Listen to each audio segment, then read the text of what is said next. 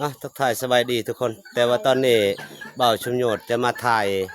ต่อหัวเสือพี่น้องต่อหัวเสือเฮ็ดอยู่เฮือนแต่ว่าตอนนี้ข่อยสิมาถ่ายคลิปให้เบิ่งก่อนทุกคนนี่ทุกคนยังตัวแม่อยู่ได้ทุกคนนี่ตัวบักใหญ่พี่น้องนี่มันเฮ็ดในเฮือนของเจ้าโอ้บ่ได้ก็ต้อนเฮือนเลยพี่น้องเข้าใกล้ๆก่อนป้า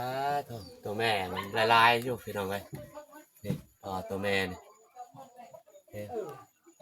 ตอนนี้กำลังมันออกอยู่เด้อพี่น้อง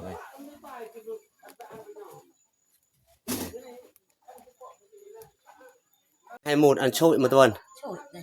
ช่วยแต่ว่าอันหลอกช่วยจาเนี่ยอันต้องช่วยเวลามันไปหากินคนเที่ยวไปเที่ยวมาอยู่ในเฮือนพี่น้อง